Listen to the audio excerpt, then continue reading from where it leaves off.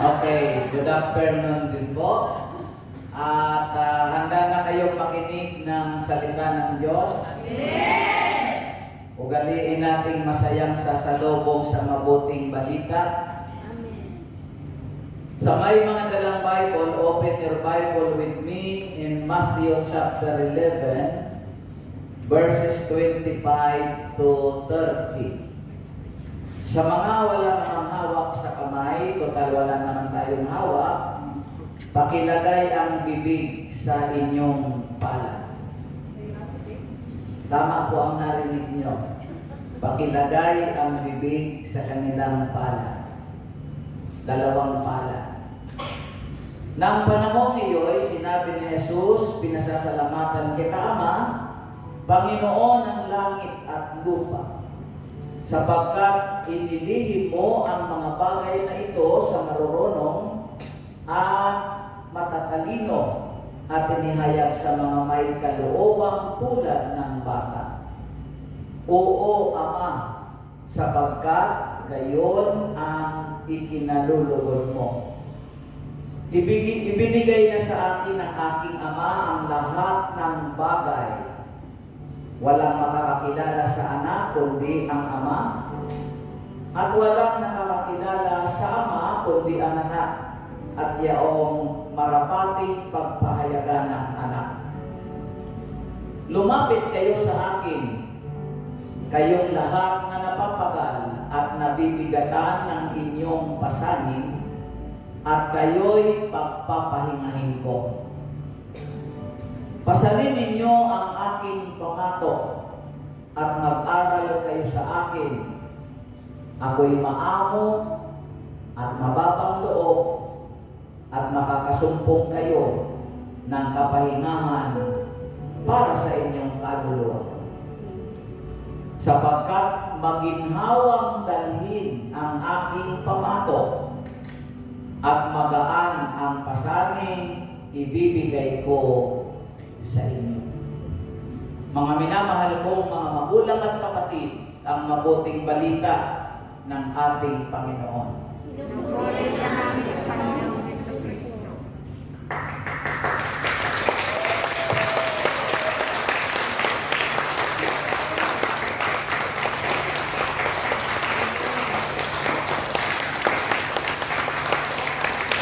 Huwag niyo pong mapaguhin ang palakpak niyo sa Panginoon. Pagdang naramdaman niya wala sa tayo.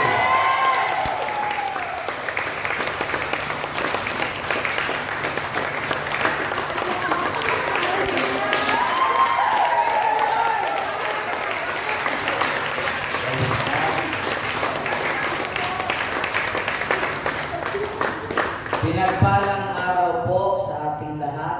Pinagpalang araw na araw.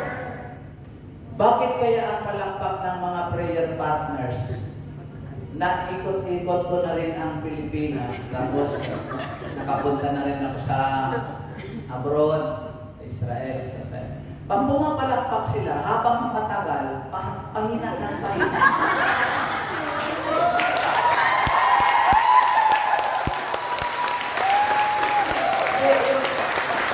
Yung ibig kong sabihin, patapos na, mahina. Pwede bang kung saan pinakamalakas, doon tayo humiminto? Kaya nyo? Amen. Yung kung saan napakalakas na, hinto na tayo. Kasi ang pangit ng parang pakihinto na, mahinang-mahina na paghinto. Subukan nga natin, palakpakan natin ang Panginoon.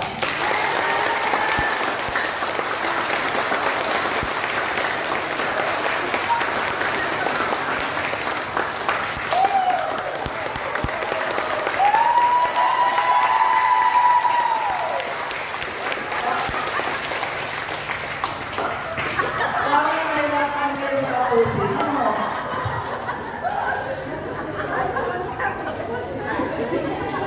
Ang ibig sabihin niyan, kung wala kang talagang guide, hindi mo siya matatapos ng pinakamalakas ng sabay-sabay. Amen. Gusto niyong magawa natin yon? Sundan niyo yung kamay ko. Itataas ko ito, yun ang antas ng palakpak niyo.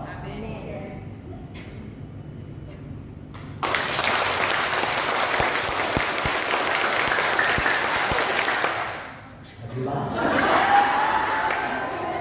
Kung wala talaga tayong guide, di natin magagawa yun. Gayon din ang buhay natin. Kapag wala ang ating mahal na Yahweh El Shaddai, matatapos ang buhay natin ng pahina. Pero pag nandyan ang banal na Espiritu, lagi tayong malakas.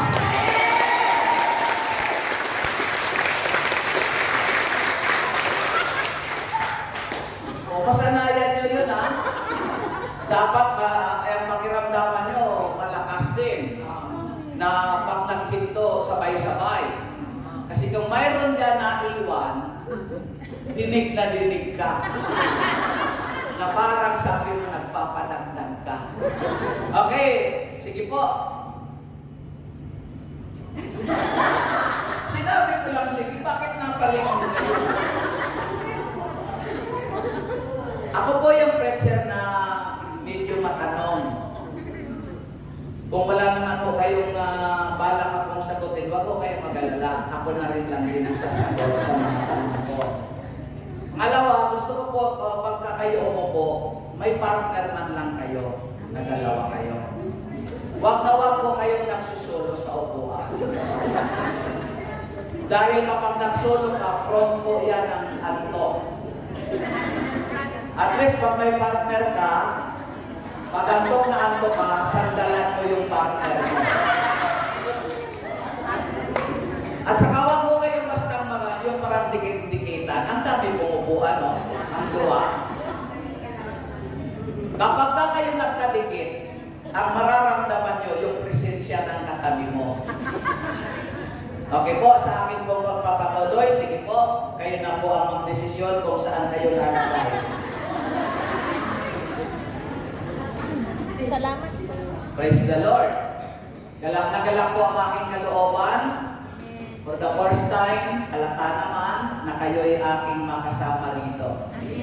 At nakatitiyak po ako, ito pong ating binasa ngayon is a matter of God's invitation. Ito po ay paanyaya ng ating Panginoong Jesus. By the one and only Jesus. If you are tired, if you are struggling, kung ikaw ay pagod na, marami kang dala-dala sa buhay mo. No? A matter of invitation ang Panginoon. The great day for the great God. Pakiulit na po, the great day for the great God. Bakit dakilang araw at dakilang Diyos? Great day. Ayan po, nag-uumpisa na po ako magtanong. Dahil tayo, iba-iba tayong mga reason minsan sa Panginoon.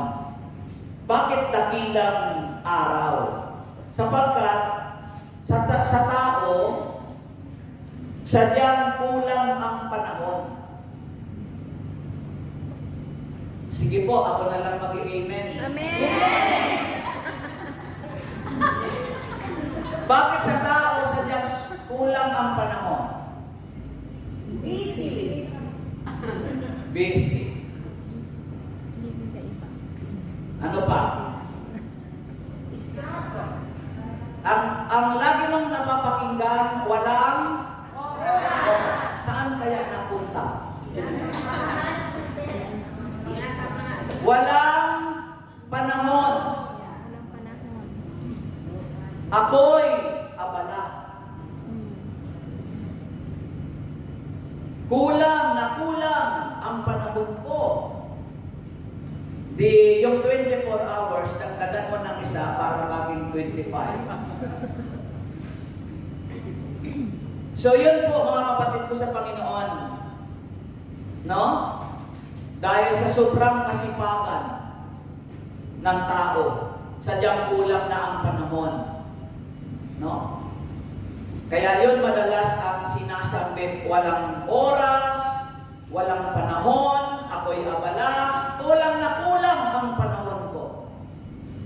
So bakit takilang araw? Why great day? Because today, you give time to our God. Amen. Great day today kasi ikaw, ako, tayo, nagbigay ng oras sa Panginoon. Kaya naging great day ngayon. Kaya naging dakilang araw ngayon.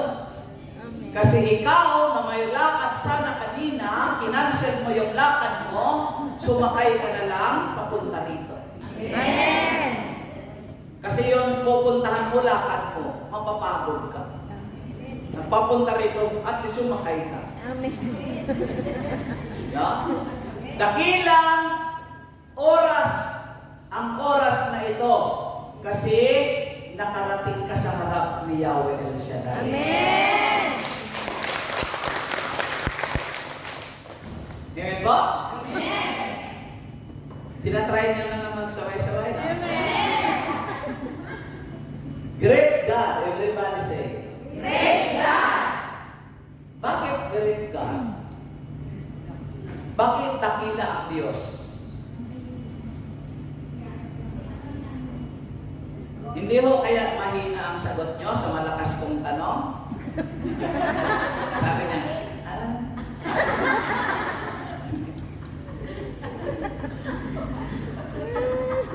Dakila ang Diyos. O, sige, kayo na lang. Yan ang gusto ko sa inyo. Di ba? Kanta yun, di ba? Dakila ang Diyos. Bakit dakila ang Diyos? Ano yung, saan ang hinugot yung kadakilaan ng Diyos?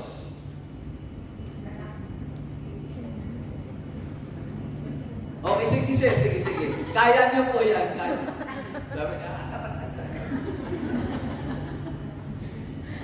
ang isang kadakilaan ng Diyos, mga kapatid, the greatness of God, dahil nilikha niya tayong kanyang kawamis.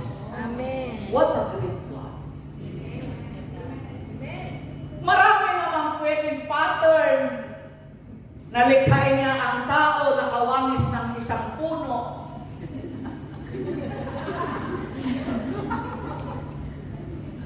Alin ba ang unang nilikha ng Diyos? Tao o mga halaman? Halaman. Tao o mga hayop? Hayop. Dahan-dahanin nyo naman, please. Nakatingin pa naman kayo sa akin. Sabi lang dito sa unahan mo, hayop. Di ba?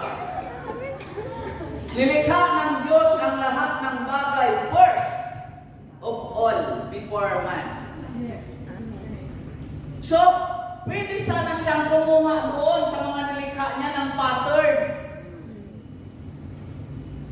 para sa tao. Pero sa paglikha, saan ba matatagpuan ang paglikha? Sa Genesis.